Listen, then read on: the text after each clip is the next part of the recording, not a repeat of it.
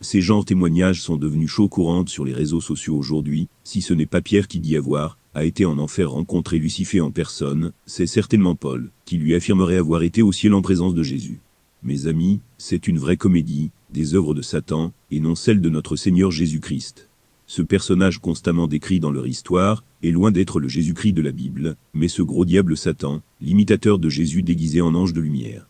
C'est dans le but de nous mettre garde contre ces esprits séducteurs que l'apôtre Paul dans le livre de 2 Corinthiens chapitre 11, le verset 14, nous dit ceci: « Ces hommes-là sont de faux apôtres, des ouvriers trompeurs, déguisés en apôtres de Christ. » Et cela n'est pas étonnant, puisque Satan lui-même se déguise en ange de lumière.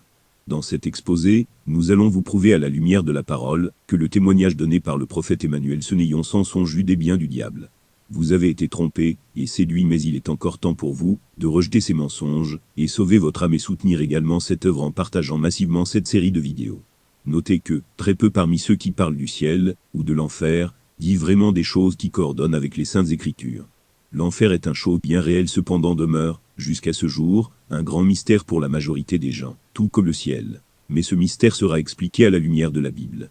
Toutes leurs belles expériences apparemment vraies ne reposent sur aucun fondement biblique, ni aucune écriture pour soutenir cela.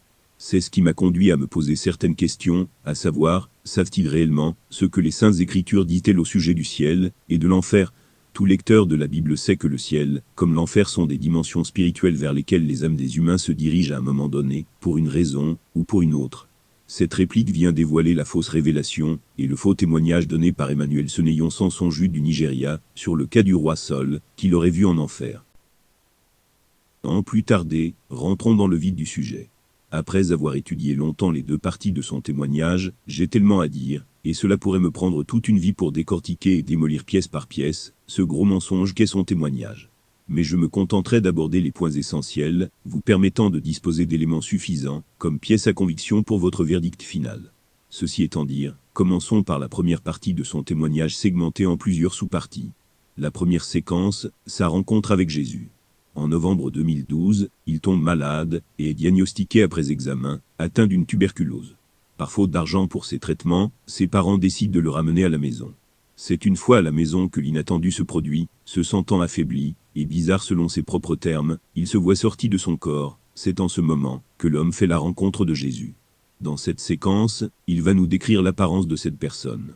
Il nous dit ceci: « Cet homme était beau avec un visage lumineux. » Pour moi, cette affirmation pose déjà un gros problème. Je ne pourrai continuer ma démarche sans attirer votre attention sur des éléments pertinents qui seront décisifs pour la suite de notre sujet. Son Jésus était beau avec un visage lumineux. Il est clair, vous ne trouverez nulle part dans les Saintes Écritures une telle description de la personne de notre Seigneur, le véritable Jésus-Christ de la Bible.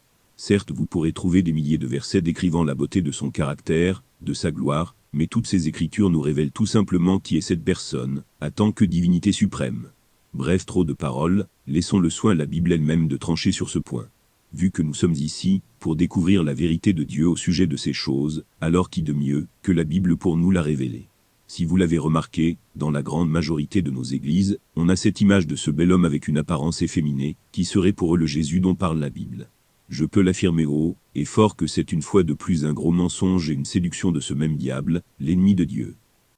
Dans le livre du prophète Ésaïe, le chapitre 53, le verset 1 au verset 12, nous avons une description complète de l'apparence de la véritable personne du Jésus de la Bible, celui que les apôtres ont servi et annoncé au monde entier. Nous lirons tout juste quelques versets du chapitre. Commençons au verset 3, lisons: « Il s'est élevé devant lui comme une faible plante, comme un rejeton qui sort d'une terre desséchée. Il n'avait ni beauté, ni éclat pour attirer nos regards, et son aspect n'avait rien pour nous plaire. » Tout lecteur de la Bible sait qu'il s'agit ici dans cette écriture de notre Seigneur Jésus-Christ. Continuons donc la lecture du verset 3. « Méprisé et abandonné des hommes, homme de douleur et habitué à la souffrance, semblable à celui dont on détourne le visage, nous l'avons dédaigné, nous n'avons fait de lui aucun cas. » Faisons quelques remarques avant de continuer. Au verset 2, tout y est, pas besoin de commentaires. Nous avons une description parfaite de l'apparence de Jésus. La Bible elle-même nous dit clairement que Jésus n'avait ni beauté, ni rien dans son aspect, pour attirer ou pour plaire. En clair, le Jésus de la Bible n'était pas beau, ni de visage ni d'apparence physique, pour plaire aux hommes pour ne pas dire aux femmes. Les Saintes Écritures vont plus loin disant: tous ceux qui le regardaient finissaient par détourner de lui leur regard, puisqu'il n'eut rien pour plaire. S'il est clairement établi dans cette écriture d'Ésaïe chapitre 53 que le personnage décrit dans le témoignage du prophète Emmanuel ce n'ayant Samson Jude ne pourrait en aucun cas s'agir du Jésus de la Bible, alors il y a bien une question qui me vient à l'esprit que j'aimerais vous poser. Qui est donc ce bel homme rencontré dans sa vision? Interrogeons à nouveau la Bible pour avoir une réponse à ce sujet.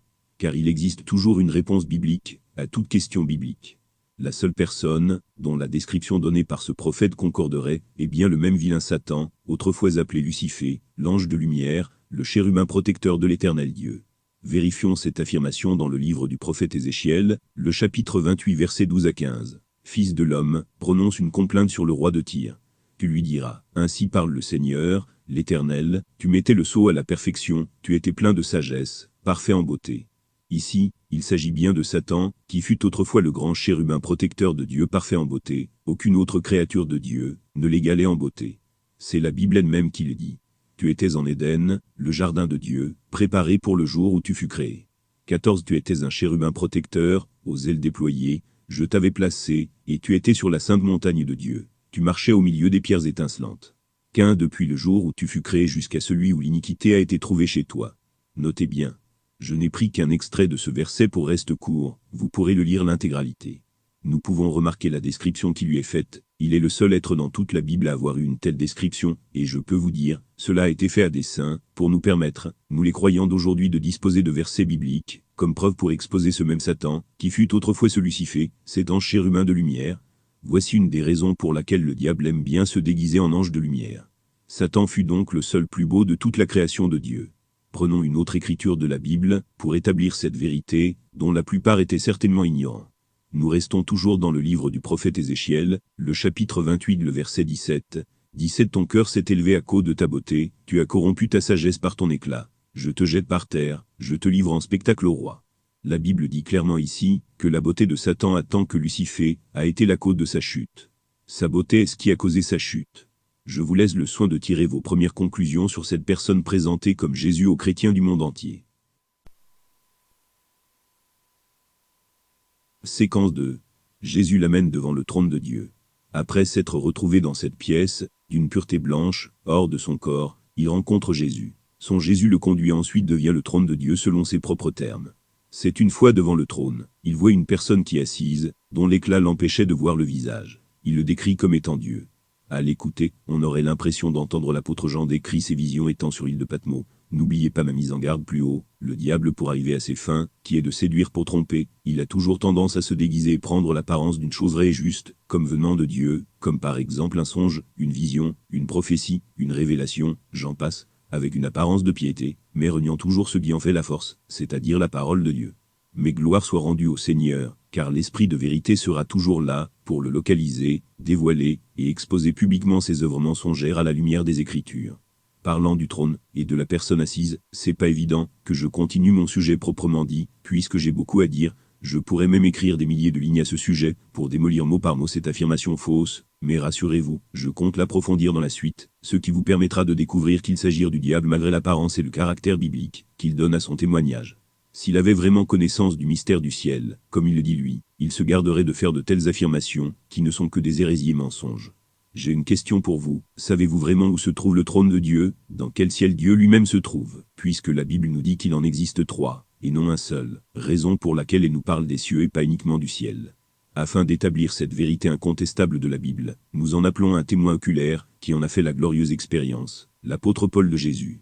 Notez qu'il fut strictement interdit à l'apôtre Paul d'en parler. Lorsqu'il revint plus tard dans son corps, il dut emporter ce secret avec lui. Pour confirmation, allons dans le livre de 2 Corinthiens chapitre 12, le verset 2 au verset 4. Il nous dit ceci, je cite, « Je connais un homme en Christ ». Ici, c'est l'apôtre Paul de Jésus qui parle. Ok, continuons notre lecture toujours du verset 2. « Je connais un homme en Christ qui fut, il y a 14 ans, ravi jusqu'au 3e ciel ». Ici, l'apôtre Paul nous précise le ciel dans lequel il est allé. Ravi jusqu'au 3e ciel, ce qui sous-entend qu'il serait passé par le 1er ciel, le 2e ciel pour enfin arriver au 3e ciel, sa destination finale. Après la lecture de cette écriture, nous sommes amenés à poser cette question au prophète Emmanuel. Peut-il nous dire clairement dans lequel des 3 il a été amené par son Jésus, et qu'il aurait vu Dieu assis sur son trône? Continuons la lecture. L'apôtre Paul ajouta, « Si ce fut dans son corps je ne sais, si ce fut hors de son corps je ne sais, Dieu le sait.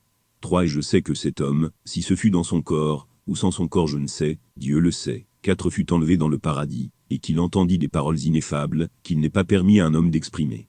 Il existe une clé qui vous permettra de comprendre ce mystère dans toute sa profondeur, et pourquoi ces dires à ce sujet sont contraires à la parole. Cette clé se trouve dans l'écriture de l'apôtre Paul, à savoir qu'il existe bien, et belle 3 autres dimensions supérieures appelées premier ciel, second ciel et un 3e ciel. Rassurez-vous, ce mystère sera expliqué en profondeur dans la séquence prochaine. Il est désormais clair, lorsqu'une personne vous dit alors été au ciel, la première question à lui poser, pour établir la véracité de son témoignage, est de lui demander dans quel ciel il a été, est-ce le premier, le second ou le 3e, c'est de sa réponse, que vous saurez la vérité à ce sujet. Vous comprenez maintenant pourquoi, comme Emmanuel ne pouvait qu'être vague dans ses explications, puisque ses dires n'ont aucun fondement biblique. Comprenez-vous pourquoi poser désormais une telle question vous sera salutaire, et vous sauvez votre âme, de l'enfer du diable, et de ses démons séducteurs. Cependant, je peux affirmer que le véritable trône de Dieu se trouve bien quelque part dans un de ces endroits appelés les cieux, ces dimensions invisibles. Ce faux prophète, et son Jésus ne peuvent en aucun cas pas y avoir accès.